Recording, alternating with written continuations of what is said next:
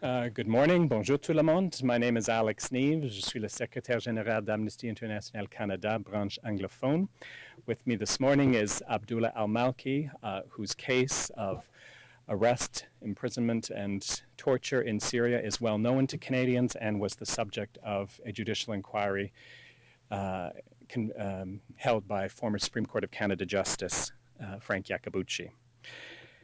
How long will Abdullah Almalki have to wait for justice and accountability for the terrible human rights violations, including torture, arrest, and unjust imprisonment that he experienced? There is no mistake about it. Those serious human rights violations that he experienced, along with two other Canadian citizens, Ahmed Al-Malki and Muyad Nuruddin, would not have happened but for the actions of Canadian officials.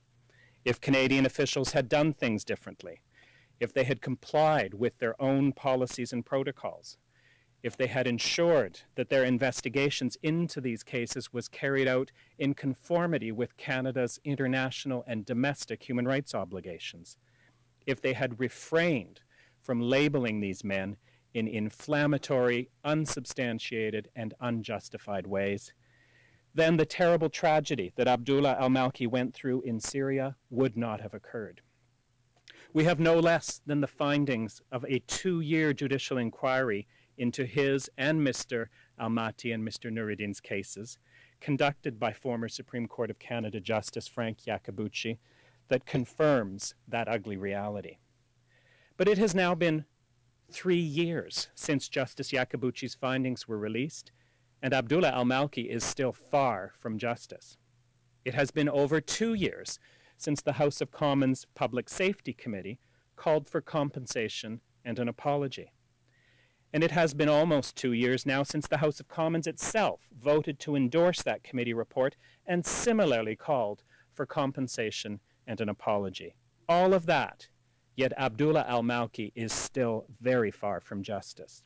Instead, all 3 of these men have been forced into a protracted lawsuit, clearly demonstrating that the Canadian government has no interest in ensuring that they receive an official apology and fair compensation for the human rights violations they have suffered, for which Canadian officials bear significant responsibility.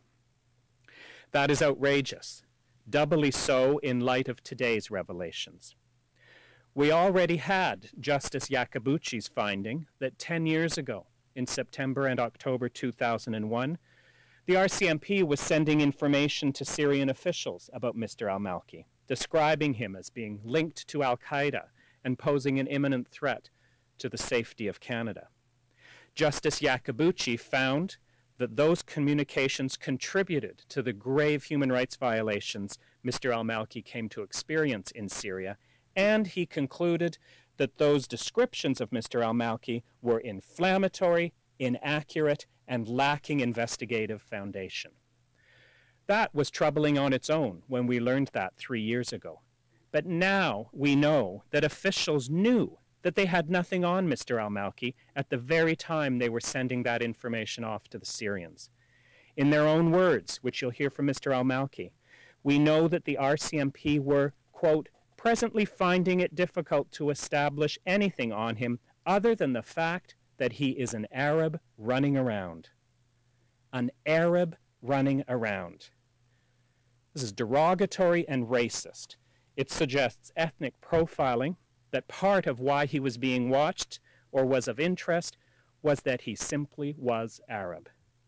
And it suggests that at the very moment that information about Mr. Al-Malki was being sent off to Syrian intelligence services, notorious for their brutality and terrible human rights record, Canadian law enforcement knew there was nothing to it. This has to end. A former Supreme Court of Canada justice, a parliamentary committee, and the House of Commons itself all confirm that Mr. Al-Malki has been wronged. Today's revelation adds further insult to those wrongs.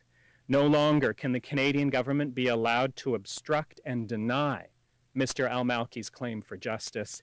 He should at long last receive the apology and compensation that is his basic right.